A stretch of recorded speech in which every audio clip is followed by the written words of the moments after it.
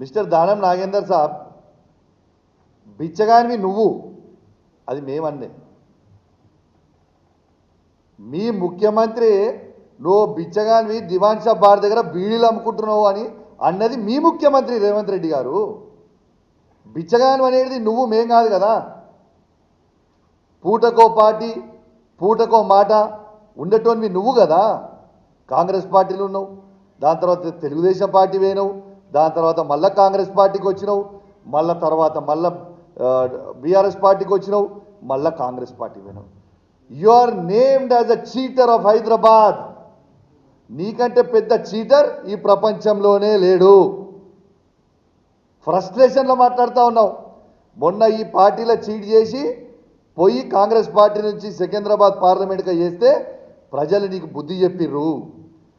రేపు నువ్వు ఎమ్మెల్యేగా కాదు, మాజీ ఎమ్మెల్యేగా శాశ్వతంగా మిగిలిపోతావు. గ్యారెంటీ నాగేందర్ రాసి పెట్టుకో అని చెప్తా ఉన్నాను. ఇక కడియం శ్రీహరి మాట్లాడిండు. రెండో బెంచ్ ఉన్నదట, మూడో బెంచ్ ఉంటుందట. అరే మీకు సిగ్గులు శరాలు లేవా? నేను అడుగుతున్న పార్టీలు మారిన వాళ్ళకి లేవా మీకు సిగ్గు శరము లజ్జ మానం ఇజ్జత్ లేని వాళ్ళ మీరు మొగోళ్ళే కదా, పెద్ద పిగుడుగాలే కదా మీరంతా. మరి మీకు దమ్ముంటే రాజీనామా చేసి ఎలక్షన్ రాదు, ప్రజలు జవాబు చెప్తారు కదా. కడియం శ్రీహరి గారు పచ్చి మోసగాడు. ఏదో నేను పెద్ద క్యారెక్టర్ మనిషిని, నాకు బాగా క్యారెక్టర్ ఉందని చెప్పుకొని బిల్డప్ ఇస్తాడు. ఆయనంత పెద్ద చీటర్ని ఈ ప్రపంచంలో నేను చూడలేదు. ఎందుకంటే పార్లమెంట్ క్యాండిడేట్గా మేము డిక్లేర్ చేసినప్పుడు పొద్దున వస్తాడు, కేసీఆర్ గారి దగ్గర బ్యాగులు తీసుకొని పోతారు, సాయంత్రం పోతాడు, పోయి కండవ కప్పుకుంటాడు కాంగ్రెస్ పార్టీ. ఇదా నీ character? Your a cheater, your a characterless fellow. నీకు క్యారెక్టరే లేదు. ఇంకా నువ్వు ఏదో పెద్ద నీతులు మాట్లాడాల్సిన అవసరం ఏం లేదు.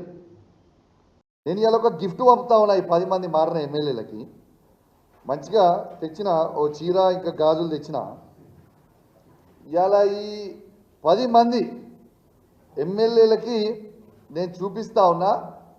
దానం నాగేందర్ గారు, కడియం శ్రీహరి గారు, గాంధీ గారు, ఇక మారిన 10 ఎమ్మెల్యేలు, వెంకట్రావు గారు, పోచారం శ్రీనివాసరెడ్డి గారు, కృష్ణమోహన్ గారు ఉన్న 10 ఎమ్మెల్యేలు మీకు చేత కాకపోతే ఇగో ఈ చీరలు గాజులు కొనుక్కొని వేసుకొని తిరుగు రిపబ్లిక్లా. ఇజ్జత్ లేని వాళ్ళు, మీకు ఇజ్జత్ ఉందానే అసలు? మీకు ఇజ్జత్ లేని వాళ్ళు కాబట్టే ఇగో మీ ఇద్దరికి మీరు మొగోలు కాదు కాబట్టే ఇగో చీరలు గాజులు పంపుతా ఉన్నా. ఈ 2 కూడా మీరు వేసుకొని తిరగాలని నేను విజ్ఞప్తి చేస్తా ఉన్నాను.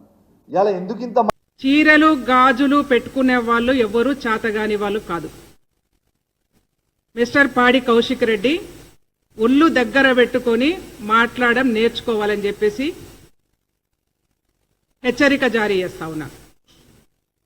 ఈ రాష్ట్రంలో తెలంగాణ రాష్ట్రాన్ని తీసుకురావడంలో 3.5 కోట్ల తెలంగాణ రాష్ట్ర ప్రజలలో సగభాగమైనటువంటి మహిళలు తెలంగాణ రాష్ట్రం కోసం బోనాలు బతుకమ్మలు నెత్తినబెట్టుకొని సమ్మక్క సారక్క, చాకలి ఐలమ్మ, రాణి రుద్రమదేవి పోరాట వారసత్వంగా తెలంగాణ రాష్ట్ర ఉద్యమంలో అగ్రభాగ నిలబడ్డటువంటి మహిళల్ని నీవు అవమానపరుస్తున్నావా?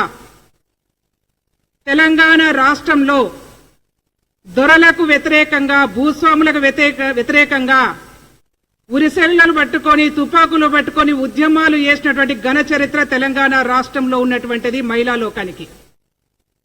మిస్టర్ పాడి కౌశిక్ రెడ్డి, చరిత్రను తెలుసుకొని మాట్లాడు. ఒకవేళ గాజులు పెట్టుకున్నటువంటి మహిళలు, చీరలు కట్టుకున్నటువంటి మహిళలు చేతగాని వాళ్ళని అనుకుంటే, నీ ఇంట్లో కూడా నీ బిడ్డ ఉంది, నీ భార్య ఉంది, నీ తల్లి ఉంది, వాళ్ళు కూడా గాజులు చీరలు పెట్టుకొని తొడుక్కొనే బతుకుతా ఉన్నారు. గత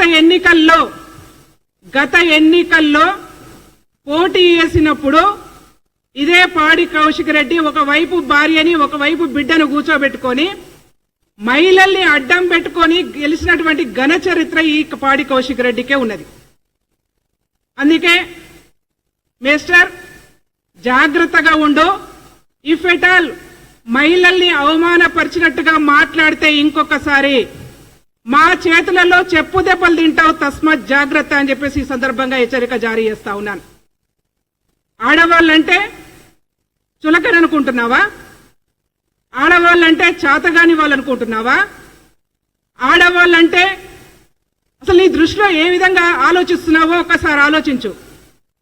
నువ్వు పంపాల్సినటువంటి చీరలు గాజులు ఏవైనా ఉంటే మొట్టమొదటిగా తెలంగాణ రాష్ట్ర సమితి బీఆర్ఎస్ పార్టీ రాష్ట్ర అధ్యక్షులు కేసీఆర్ కి పంపించాలని చెప్పేసి విజ్ఞప్తి చేస్తా ఉన్నాను. తెలంగాణ రాష్ట్రంలో టీఆర్ఎస్ పార్టీ పుట్టుకనే పార్టీల నుంచి ఇతర పార్టీల నుంచి తెచ్చుకున్నటువంటి నాయకుల మీద ఇవాళ బలోపేతమైనటువంటి పార్టీ బీఆర్ఎస్ పార్టీ. చరిత్ర తెలవకుండా మాట్లాడవు. నువ్వు ఏ పార్టీలో పుట్టినావో, నువ్వు ఏ పార్టీలో పెరుగుతున్నావో ఒకసారి ఆలోచన చేసుకో. తెలంగాణ రాష్ట్ర సమితి బీఆర్ఎస్ పార్టీలో ఉన్నటువంటి కల్వకుంట్ల చంద్రశేఖర్ రావు గారి పుట్టుక ఎక్కడుందో ఒకసారి ఆలోచన చేసుకో. నీ పక్కన కూర్చున్నటువంటి ఇటు పక్కన అటు పక్కన కూర్చున్నటువంటి ఎమ్మెల్యేలు ఎవరైతే కూర్చోబెట్టుకొని మాట్లాడినావో వాళ్ళు ఏ పార్టీలో పుట్టినరో ఒకసారి ఆలోచన చేసుకో. తెలంగాణ రాష్ట్రంలో అనేక పార్టీలను కనుమరుగు చేస్తూ కాంగ్రెస్ పార్టీ నుంచి ఎమ్మెల్యేలను మీ పార్టీలోకి ప్రోత్సహించుకుంటూ పార్టీ మార్పులకు ప్రోత్సాహం కల్పించింది, బీజం వేసినటువంటి పార్టీ ఏదైనా ఉందంటే ఈ రాష్ట్రంలో బీఆర్ఎస్ పార్టీ అని కూడా ఈ సందర్భంగా నేను మనవి చేస్తా ఉన్నాను. అందుకే చరిత్ర తెలవకుండా గత చరిత్రను మర్చిపోయి నీ పక్కన కూర్చోబెట్టుకున్నటువంటి ఎమ్మెల్యేలను, నీ చరిత్రను, నీ పార్టీ నాయకుడి చరిత్రను మర్చిపోయి ఇష్టం వచ్చినట్టు మాట్లాడే పద్ధతి మానుకోవాలని చెప్పేసి విజ్ఞప్తి చేస్తా ఉన్నాను. ఇక ఎమ్మెల్యేల ఫిరాయింపు గురించి మాట్లాడినావు. అసలు నీకు చట్టం మీద గౌరవం ఉందా లేదని చెప్పేసి అడుగుతా ఉన్నాం. ఒకవైపు తెలంగాణ రాష్ట్రంలో ఫిరాయింపుల మీద కోర్టు పరిధిలో ఉన్నటువంటి ఇష్యూను ఒక ఎమ్మెల్యేగా విజ్ఞానం లేకుండా అజ్ఞానివిగా ఉంటూ అవహేళన చేస్తూ ఇవాళ మీడియా ముందు అసభ్యకరంగా మాట్లాడినటువంటి పాడి కౌశిక్ రెడ్డి మీద పోలీస్ స్టేషన్ లో కేసు నమోదు చేయబోతున్నాం, పోలీసు వాళ్ళు చర్య తీసుకోవాలని కూడా విజ్ఞప్తి చేస్తా ఉన్నాను. మహిళా కమిషన్ కూడా విజ్ఞప్తి చేస్తా ఉన్నాను. రాష్ట్రంలో ఉన్నటువంటి ఎమ్మెల్యేలను అవమానపరిచే విధంగా వ్యవహరించినటువంటి గౌరవ ఎమ్మెల్యే పాడి కౌశిక్ రెడ్డి మీద మహిళా కమిషన్ సుమోటోగా దీన్ని స్వీకరించాలని చెప్పేసి విజ్ఞప్తి చేస్తా ఉన్నాను. ఇలాంటి నాయకులు, మహిళలంటే గౌరవం లేని నాయకులు, మహిళల పట్ల ఇష్టానుసారంగా మాట్లాడే నాయకులను అసెంబ్లీ నుంచి బయటికి పంపించాలని చెప్పేసి కూడా డిమాండ్ చేస్తా ఉన్నాం. చట్టసభల్లో ఉండి చట్టపరంగా రాజ్యాంగం మీద ఒట్టు వేసి రాష్ట్ర ప్రజల్ని గౌరవిస్తామని చెప్పినటువంటి ఇట్లాంటి నాయకులు మహిళల్ని అసభ్యకరంగా అవమానపరంగా మాట్లాడుతున్నటువంటి ఇలాంటి నాయకులు అసెంబ్లీలో ఉండే అర్హత లేదు, డిస్క్వాలిఫై చేయాలి ఇలాంటి వాళ్ళని చెప్పేసి కూడా నేను విజ్ఞప్తి చేస్తా ఉన్నాను. ఇక చట్టపరంగా మీరు ఎమ్మెల్యేల గురించి మాట్లాడుతూ ఉన్నారు. నేనైతే దాని గురించి మాట్లాడదలుచుకోలేదు, ఎందుకంటే గత చరిత్ర గురించే మాట్లాడదలుచుకున్నాను. నేను టీఆర్ఎస్ లో ఉన్నప్పుడు కేసీఆర్ గారు కాంగ్రెస్ పార్టీ నుంచి ఎమ్మెల్యేలు రావాలని చెప్పేసి పిలుచుకొని కండువాలు కప్పి వెంటనే వాళ్ళను మంత్రివర్గంలో తీసుకున్నటువంటి ఘనచరిత్ర ఇవాళ టీఆర్ఎస్ ప్రభుత్వానికి మాత్రమే దక్కింది.